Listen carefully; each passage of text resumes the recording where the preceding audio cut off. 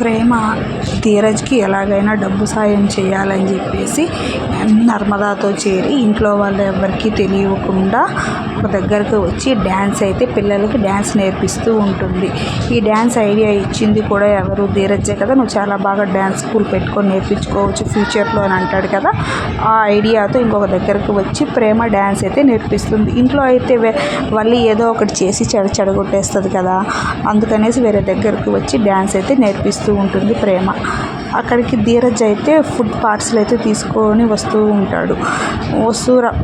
ధీరజ్ రావడాన్ని నర్మదా అయితే చూసేసి వచ్చి ప్రేమ దగ్గరికి అయితే చెప్తుందన్నమాట.